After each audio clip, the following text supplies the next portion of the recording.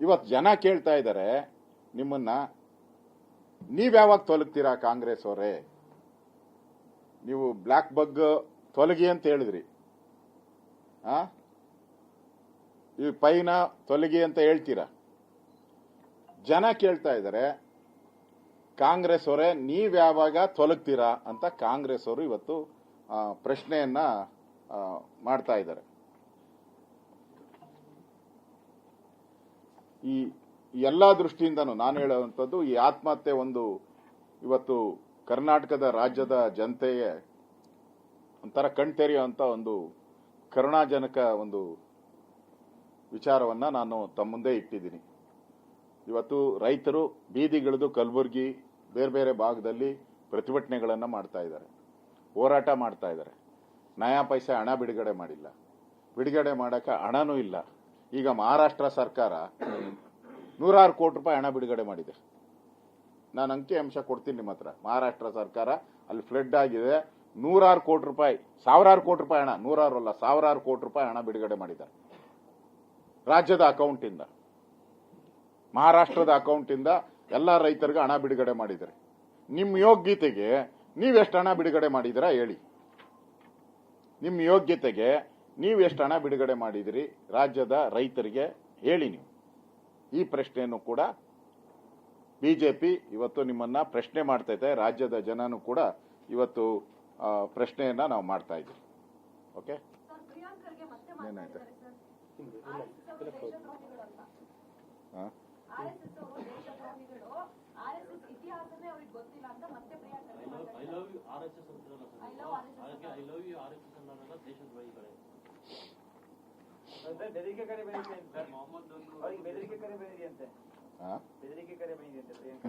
ಆ ಫೋನ್ ಇದಕ್ಕೆ 2 ರೂಪಾಯಿನ ಚಾರ್ಜ್ ಮಾಡ್ತಾರೆ, ಅದಕ್ಕೂ ಬೆಲೆ ಇರಲ್ಲ ಅಷ್ಟೇ. ಫೋನ್ ಬೆದರಿಕೆಗೆ ಅದಕ್ಕೆ ಬೆಲೆ ಇರಲ್ಲ ಅಷ್ಟೇ. ನೋಡಿ, ಅವ್ರ ಇಲಾಖೆಯಲ್ಲಿ ಫೇಲ್ ಔಟಿದ್ದಾರೆ,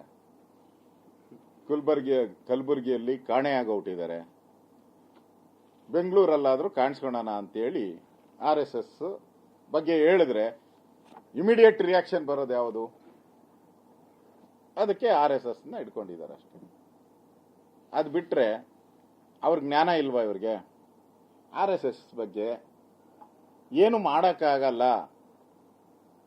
ಏನು ನಮ್ಮದು ಕಿಸಿಯಲ್ಲ, ನಮ್ಗೆ ಆ ಥರದ್ದು ಏನು ಪವರ್ ಇಲ್ಲ, ಶಕ್ತಿ ಇಲ್ಲ ಅನ್ನೋದು ಪರ್ಫೆಕ್ಟ್ ಆಗಿ ಗೊತ್ತಿದೆ ಅವ್ರಿಗೆ, ಪರ್ಫೆಕ್ಟ್ ಆಗಿ ಗೊತ್ತಿದೆ. ಯಾಕಂದ್ರೆ ಇವ್ರ ಮುತ್ತಾತನೂ ಏನು ಮಾಡಕ್ಕಾಗಿಲ್ಲ. ಮುತ್ತಾತ ಬಾಯ್ ಬಡ್ಕಂಡ ನೆಹರು, ಬಾಯ್ ಲಬಲಬ ಅಂತ ಬಡ್ಕಂಡ ಇವ್ರ ಮುತ್ತಾತ ನೆಹರು, ಏನು ಮಾಡಕ್ಕಾಗಿಲ್ಲ.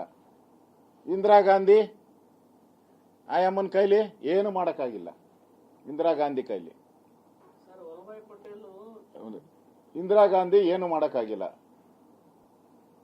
ಬ್ಲೂ ಸ್ಟಾರ್, ನಾನು ಹೇಳದ್ನ, ಬ್ಲೂ ಸ್ಟಾರ್ ಆಪರೇಷನ್ 3000 ಜನ ಸಿಕ್ಕರ್ನ ಕೊಂದಾಕದ್ರಲ್ಲ ಕೊಲೆಗಡಕರು ನೀವು ಕಾಂಗ್ರೆಸ್ ಅವರು. ನಿಮ್ಗೆ ಯಾವ ನೈತಿಕತೆ ಇದೆ ಮಾತಾಡಕ್ಕೆ RSS ಬಗ್ಗೆ? 3000 ಜನ ಕಗ್ಗೊಲೆ ಮಾಡಾಕದ್ರಲ್ಲ ದೆಹಲಿಯಲ್ಲಿ, ಹೆಣ್ಣು ಮಕ್ಕಳನ್ನ, ಸಣ್ಣ ಮಕ್ಕಳನ್ನ, ಹುಟ್ಟಿರೋ ಮಗು ಆಗ್ತಾನೆ ಹುಟ್ಟಿರೋ ಮಗನೂ ಬಿಟ್ಟಿಲ್ಲ, ಹೊಡೆದಾಕ್ಬಿಟ್ಟಿದ್ರಲ್ಲ ನೀವು. ಇವತ್ತೇನ್ ಹೇಳಿದ್ದಾರೆ? ಚಿದಂಬರಂ ಬ್ಲೂ ಸ್ಟಾರ್ ಮಾಡಿದ್ದು ತಪ್ಪು,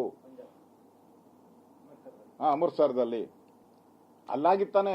ಆಮೇಲೆ ಇದು ನಾನು ಹೇಳ್ತಾ ಇರೋದು ಇಂದಿರಾ ಗಾಂಧಿ ಹತ್ಯೆ ಆದಾಗ ಬ್ಲೂ ಸ್ಟಾರ್ ಬಗ್ಗೆನೂ ಇವತ್ತು ಚಿದಂಬರಂ ಹೇಳಿದ್ದಾರೆ, ತಪ್ಪು ಅಂತ ಹೇಳಿದ್ದಾರೆ. ಅವ್ರ ಮೇಲೆ ಯಾಕೆ ಕ್ರಮ ತೆಗೆದುಕೊಳ್ಳಲ್ಲ? RSS ಬಗ್ಗೆ ಮಾತಾಡಿದ್ರಪ್ಪ. ನಾನು ಎಂದಾದರೂ ನಾನು RSS, ನನ್ನ ಇಡೀ ಕುಟುಂಬ RSS, ನಮ್ಮ ಇಡೀ ಊರು RSS, ಆಯ್ತಾ? ನನ್ನ ಪಾರ್ಟಿನೂ RSS. ನಾನು ಎಂದೂ ಒಂದಿನೂ ಅಸೆಂಬ್ಲಿಯಲ್ಲಿ ನಿಂತು ನಮಸ್ತೆ ಸದಾ ವತ್ಸಲೆ ಮಾತೃಭೂಮೆ ಪಯಾ ಹಿಂದೂ ಭೂಮಿ ಸುಖಂ ವರ್ಧಿತೋಹಂ ಅಂತ ನಾನು ಎಂದು ಹೇಳಿಲ್ಲ.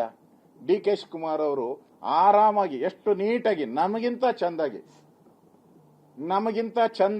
ನಮಗಿಂತ ಪ್ರಾಸಬದ್ಧವಾಗಿ, ನಮಗಿಂತ ರಾಗವಾಗಿ ಆಡ್ತಾರೆ ಅಂದ್ರೆ ಅವ್ರು RSSಗೆ ಹೋಗಿಲ್ವಾ? ಹೋಗಿರೋದಕ್ಕೆ ತಾನೆ ಅವ್ರು ಆಡೋದು. ಅಲ್ಲ, ಅವ್ರ ಮೇಲೆ ಏನು ಆಕ್ಷನ್ ಮಾಡಿದ್ರಿ ನೀವು?